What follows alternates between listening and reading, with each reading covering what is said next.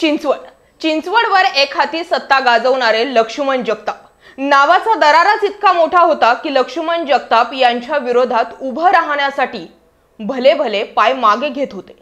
लक्ष्मण भाऊ जगताप यांनी चिंचवडचा चेहरा मोहराच बदलून टाकला हे वेगळं सांगण्याची गरज नाही आणि त्याची पोचपावती म्हणून सलग 3 टर्म लक्ष्मण भाऊ जगताप यांनी एक हाती चिंचवडवर वर्चस्व मिळवलं।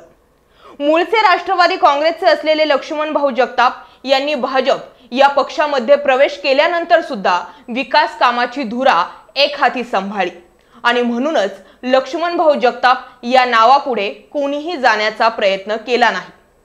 आज चिंचवड पोटनिवडणुकीच्या माध्यमातून लोक अश्विनीताई जगताप यांना प्रश्न करत आहेत की लक्ष्मण भाऊ जगताप यांचं कार्य होतं, अश्विनीताई जगताप यांचे कार्य काय? दर्जा लक्ष्मण भाऊ जगताप यांचा होता।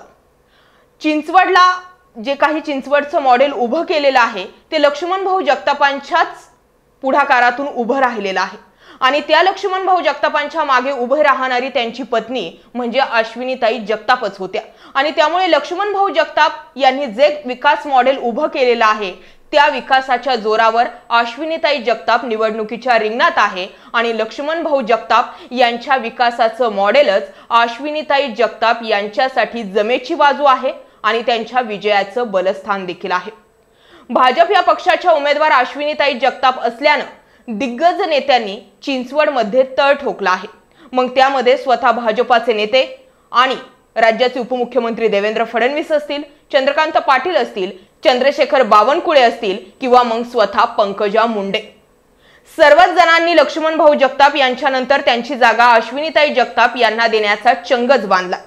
इतकंच काय तर राज्याचे मुख्यमंत्री एकनाथ शिंदे यांनी स्वतः चिंचवडमध्ये येऊन अश्विनीताई जगताप यांच्यासाठी रोड शो आणि त्यांच्यासाठी जाहीर सभा लावली। ही दुसरी जमेची बाजू आणि अश्विनीताई जगताप यांच्या विजयाचं दुसरं बलस्थान आहे असं म्हटलं तरी चुकीचं ठरणार नाही।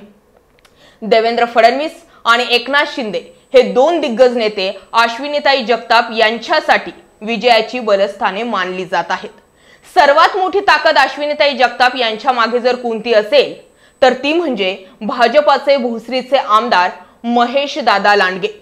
राजकारणाचं वारं फिरवण्याची ताकद पिंपरी चिंचवड मध्ये 2च नेते ठेवतात, एक म्हणजे लक्ष्मण भाऊ जगताप आणि दुसरे म्हणजे भोसरीचे आमदार महेश लांडगे। आज लक्ष्मण भाऊ जगताप नाहीयेत पण महेश लांडगे अश्विनीताई जगताप यांना निवडून आणण्यासाठी त्यांनी सर्व यंत्रणा कामाला लावलेली आहे आणि हे तिसरं बलस्थान अश्विनीताई जगताप यांचं आहे। अश्विनीताई जगताप या फक्त सहानुभूतीच्या लाटेवरच निवडून येणार का असा सवाल विरोधक विचारतात, पण असं जरी असलं तरी फक्त सहानुभूतीची लाट हीच ताकदीची बाजू अश्विनीताई जगताप यांची नसून लक्ष्मण भाऊ जगताप यांनी केलेला विकास हे सुद्धा चौथं बलस्थान अश्विनीताई जगताप यांच्या विजयाचं कारण ठरू शकतं हे सुद्धा नाकारता येणार नाही।